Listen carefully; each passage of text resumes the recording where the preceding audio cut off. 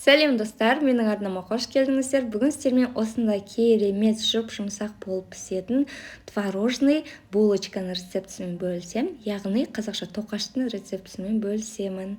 Достар, барлық керек ингредиенттің барлығын описанияға жазып қоямын, сол жерден көре аласыздар. Ең алдымен жылы сүтке осындай ашытқымыз салып, араластырып, бетін жауып қойып қоямыз.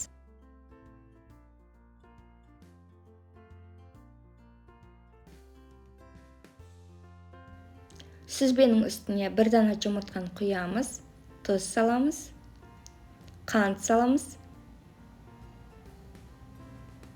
ерітілген сары май құямыз. Барлығын жақсылап шанышқымен араластырамыз, немесе мен сияқты блендермен езіп алсаңыз болады. Достар, сіздер қазақша фудблогтың дамуына үлес қоса аласыздар. Ол үшін подписация етіп, лайк басып, колокольчикті бассаңыздар, сіздерге жаңа рецептің шыққандығы туралы хабарлама келіп тұрады. Ашытқа қосылған сүтімізді құйып, тағы да жақсылап араластырып аламыз.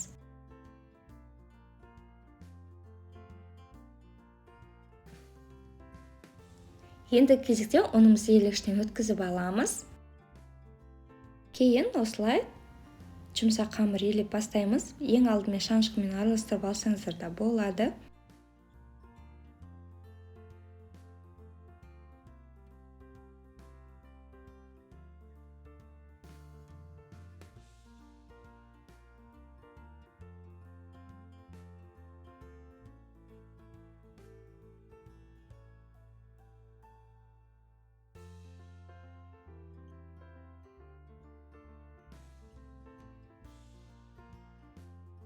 Дастарханға аздап ұн сеуіп, тағы да қамырды 2-3 минут көлемінде иілеп аламыз.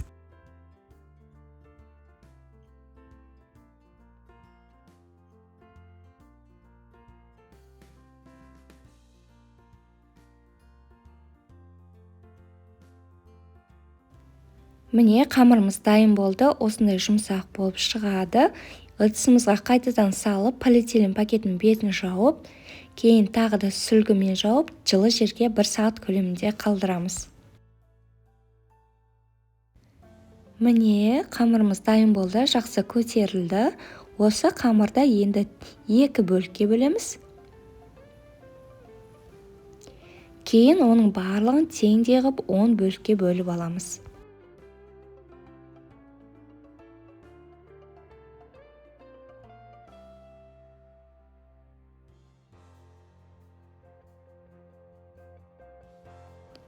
Теңдей бөлікке бөліп алғаннан кейін қамырымызды дәл видеодағыдай осылай дөңгелетіп дайындап аламыз.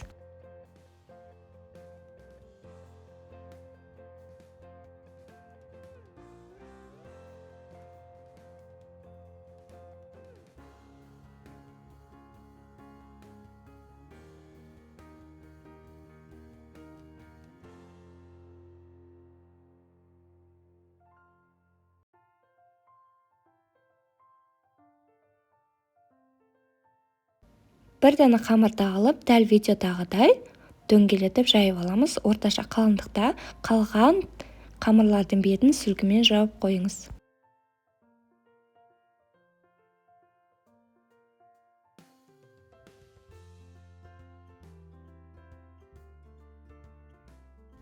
Міне, қамырымызды дөңгелетіп жайып алғаннан кейін ортасына вареная сгущенка салсаңыз болады, немесе өзіңізге ұнайтын джем варенье салсаңыздар болады. Дәл видеодағыдай орап дайындап аламыз.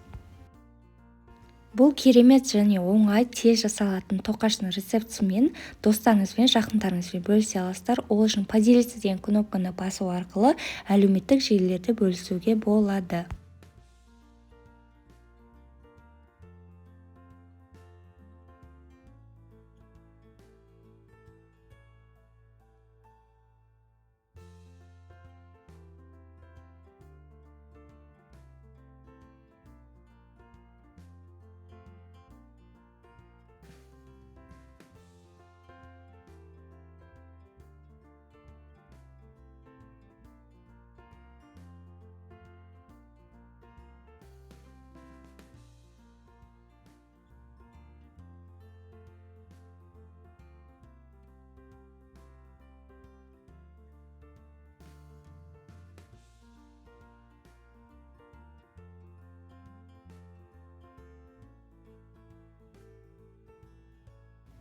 Міне барлық тоқашты дайындап алдық. Бұл ешқандай қиындықсыз оңай жасалады.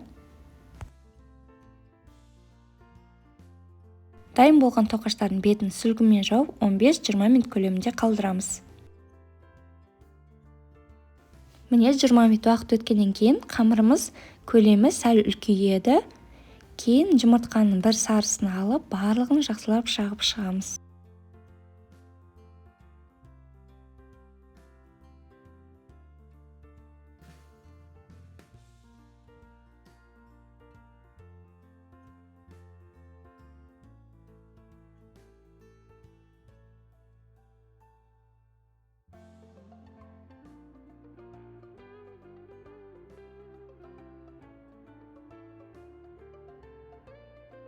Жүз 70 градуста қызып тұрған пешімізде 30-35 минут көлемінде пісіріп аламыз. Міне достар, тоқаштарымыз дайын болды. Бетіне қант ұнтағын сеуіп, дастарханға ұсынсаңыздар болады. Видеоны аяғына дейін қарағандарыңызға рахмет. Ас болсын!